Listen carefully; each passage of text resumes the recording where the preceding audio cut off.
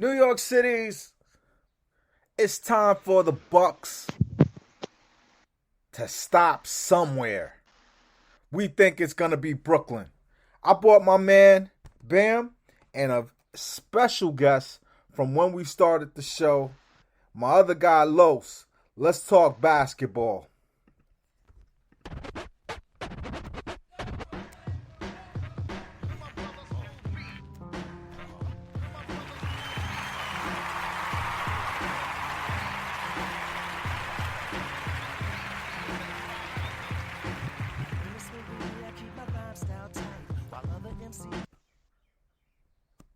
This is not normal. This is not normal what we're doing today. It's not every day that the very best matchup, the one that probably will decide the championship. The Sixers look hobbled. I don't know what's going on over there and out there in the West, but as per usual, I'm here with my guy Bam. Bam, say hello to the people. Let's go, Net fans. And, you know, me and Bam, we kind of talk about who we want as guests and stuff like that. And, you know, one of our faves, one of the few things we agree with besides the fact that we love the Nets, is that this other gentleman, my man Carlos Hernandez, or as I fondly call him, Los, is a veteran to the Front Office podcast and one of my favorite people to talk hoops with. Lo, say hello to the people. How's it going, everybody? Let's go Nets. Gentlemen, I'm going to start with Bam because, Bam, you've been showing a lot of nervousness. You've been mad about things. You're mad about the ticket sale speed, how loud people are. Bam, are you nervous coming into this joint? Like, are we afraid? Yes. Why? I am afraid. And because you can be afraid and confident at the same time. But this series is a total coin flip. I'm sure we'll make predictions at the end, but there's so little we know about the Nets. You know, if you really think about it, there's just such a small sample size on this team that it's hard to predict things when the talent level isn't vastly different like it was in the first round. Everybody knew they would get past Boston. So let's dissect this. Let's dissect this. If you're gonna say that's a great place to start, right? I hear your fears. I feel your anxiety. I laugh every time I read it or we talk about it. It's because I don't share it with you, and I'm usually the one that's super negative. But let's break this down, right? We know who we have. Let's start with who they have. Giannis. Is Giannis better than last year? I'll start. I'm going to ask both of you guys. Is Giannis better than last year? The honest answer for me is I don't know. I don't watch enough of the Bucks to really say that. True. He's one of the top 3 players in this series. Where you want to rank him is up to the individual. The next 2 guys are going to be on our team, right? So it's probably Durant, Harden, and him are the best 3 players.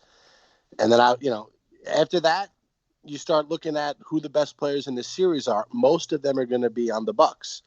And with the size advantage that they have. I don't want you to jump ahead. Let's just talk about. I want to start with Holiday. Let's. I mean, matter of fact, I want to finish off with Giannis and give Los a chance to agree or disagree. I'm gonna say that Giannis is very much the same. It's not like he's developed a 3-point shot. It's not like he's taking 15 footers regularly and hitting them. I don't think Giannis is different. Los, do you think Giannis has gotten better? It's hard for me to say. From what I've seen, if I had to be honest, I would say he looks like the same player.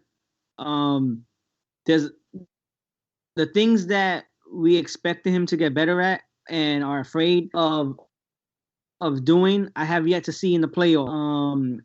He still has problems shooting free throws. he still hasn't developed a 3-point shot like you said. Although those two games, those two back-to-backs against the Nets, he did hit the three. Not for the most part, but he did sprinkle in a couple of threes. So the short answer is I'm not sure he's gotten better. I am sure that his surrounding cast has gotten better. Yes.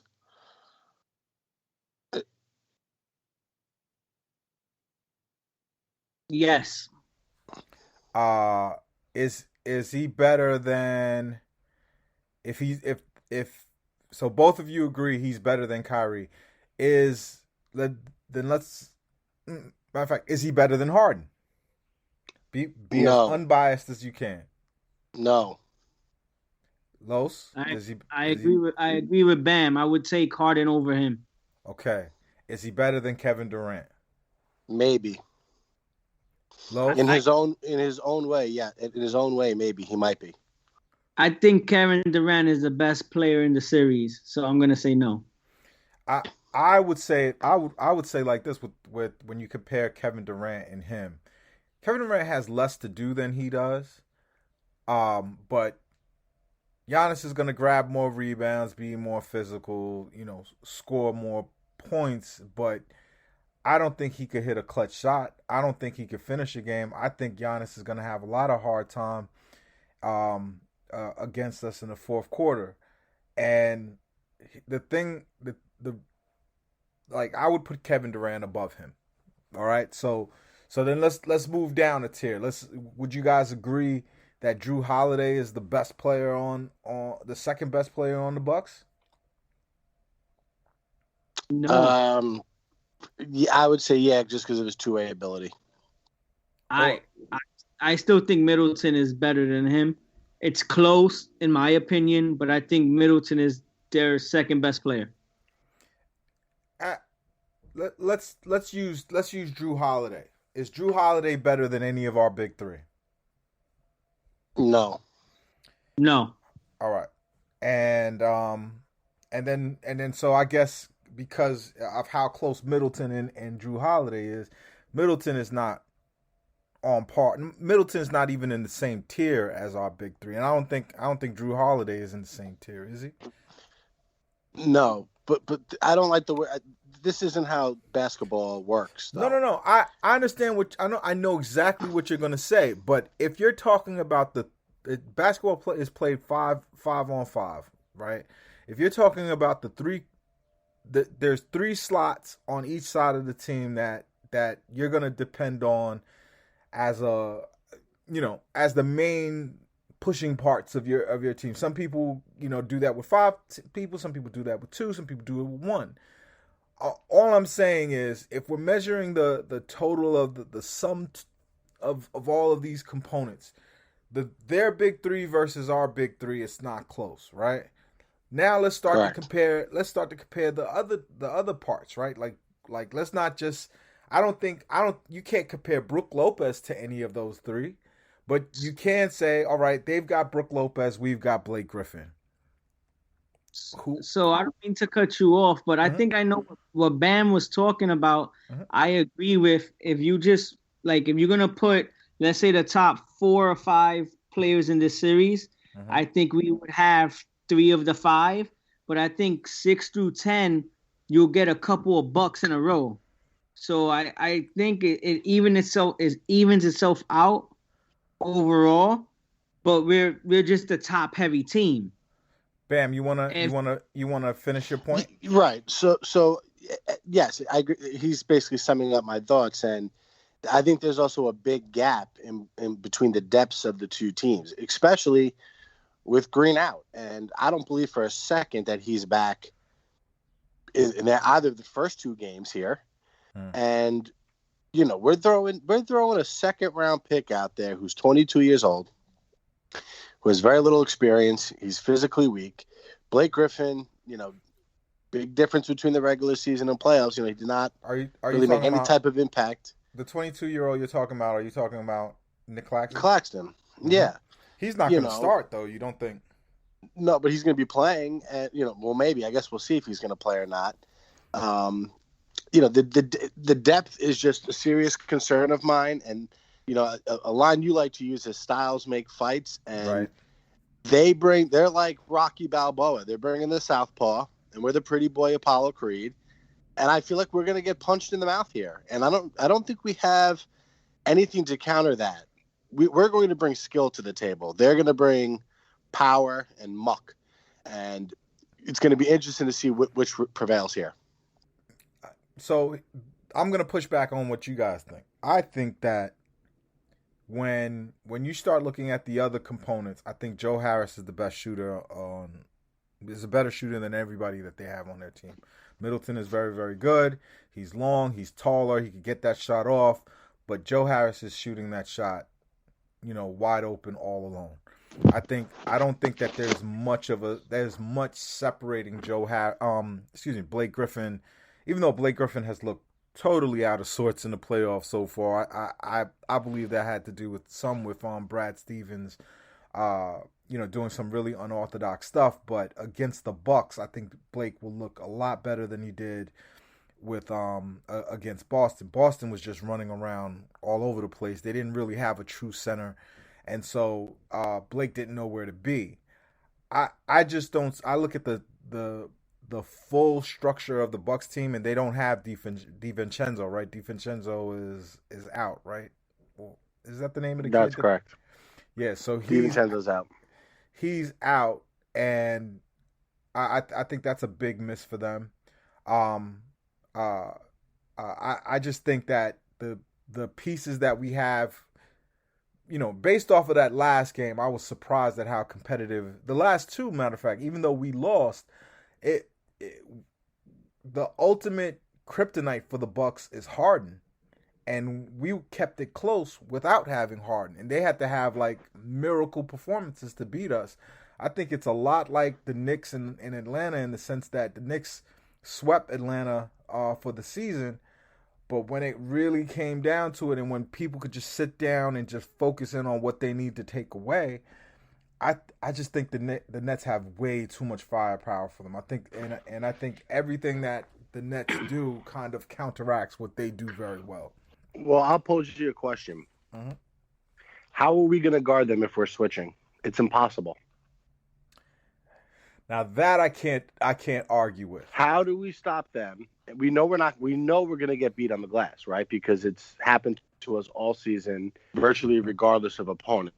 We saw Tristan Thompson and Robert Williams give us headaches. Yeah. So what are we going to? So for example, we can't play Jordan and have him play drop coverage on Giannis because it's just a simple adjustment. They'll have Giannis become the screener on Holiday or Middleton, and then bombs away. What do you do? He can't just sit in the paint there, because then one of those guys is coming off a screen with an open shot, or then he's got to come out and he switches, and now it's just mismatches everywhere.